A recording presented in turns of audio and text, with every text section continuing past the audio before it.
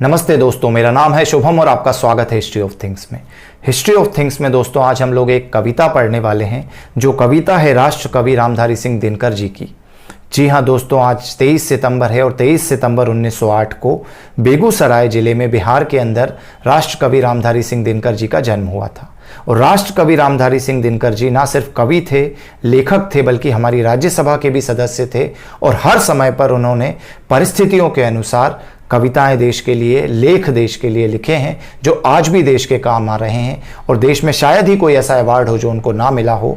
तो ऐसे महान कवि, राष्ट्र कवि रामधारी सिंह दिनकर जी की कविता आज हम लोग यहाँ पर पढ़ने वाले हैं।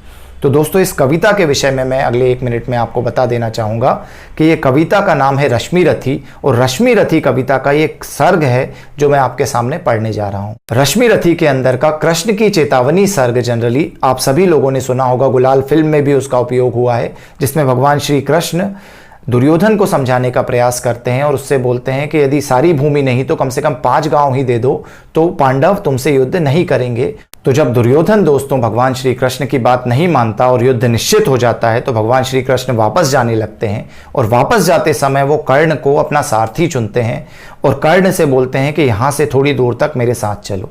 और उस समय दोस्तों वो कर्ण को समझाने का प्रयास करते हैं, क्योंकि वो जानते हैं कर्ण एक अच्छा व्यक्ति है, दानवीर है, धर्म का भी वो कभी कभी आचरण करता है, और कर्ण पांडवों का छठा भाई भी है।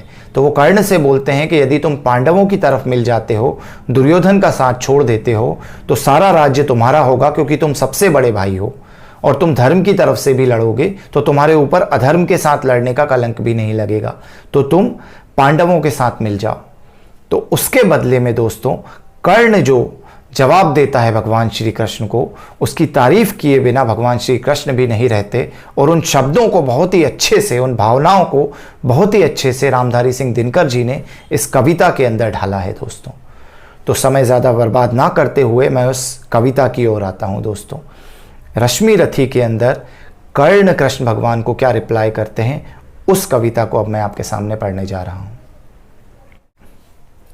मैं हुआ धनुर्धर जब नामी, सब लोग हुए हित के कामी।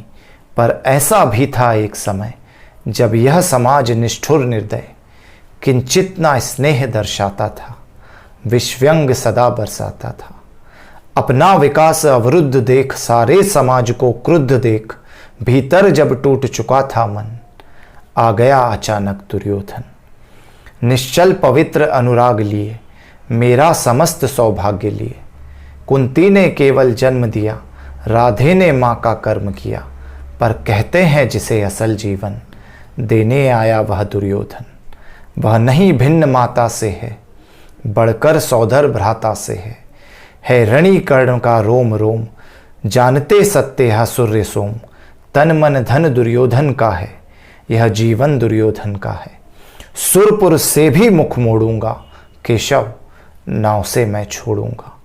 धनराशि जोगना लक्ष्य नहीं, साम्राज्य भोगना लक्ष्य नहीं। भुजबल से कर संसार विजय, अगणित समृद्धियों का संचय। दे दिया मित्र दुर्योधन को, तृष्णा छू भी न सकी मन को। मुझसे मनुष्य जो होते हैं, कंचन का भार न ढोते हैं। पाते हैं धन बिखराने को, लाते हैं रतन लुटाने को। जग से ना कभी कुछ लेते हैं, दान ही हृदय का देते हैं।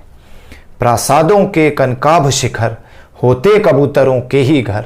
महलों में गरुड़ ना होता है, कंचन पर कभी ना सोता है। बसता वह कहीं पहाड़ों में, शैलों की फटी दरारों में। होकर समृद्धि सुख के अधीन, मानव होता नित तपक्षीण। सत्ता किरीट मणिमय आसन, करते मनुष्य का तेज हरण। नर विभव हेतु ललचाता है, पर वही मनुज को खाता है। चांदनी पुष्प छाया में पल, नर भले बने सुमधुर कोमल। पर अमृत क्लेश का पिए बिना, आतप अंधड़ में जिए बिना। वह पुरुष नहीं कहला सकता, विघ्नों को नहीं हिला सकता। उड़ते जो झंझावातों में, पीते जो वारी प्रपातों में। सारा आकाश अयन जिनका, विषधर भुजंग भोजन जिनका। वे ही फणिबंध छुड़ाते हैं, धरती का हृदय जुड़ाते हैं। मैं गरुड़ कृष्ण मैं पक्षीराज, सिर पर ना चाहिए मुझे ताज। दुर्योधन पर है विपदा घोर, सकता नहीं किसी विद उसे छोड़। रणखेत पाटना है मुझको, अहिपाश काटना है मुझको। संग्राम सिंधु लहराता है, सामने प्रलय गहराता है। रह रह कर भुजा फुड़कती है, बिजली सी नसें कड़कती हैं। चाहता तुरंत मैं कूद पड़ूं, जीतूं या समर में डूब मरूं। अब देर नहीं कीजिए केशव, अवसेर नहीं कीजिए केशव। धनु की डोरी तन जाने दे, संग्राम तुरंत ठन जाने दे। तांडवी तेज लहराएगा, संसार ज्योति कुछ पाएगा।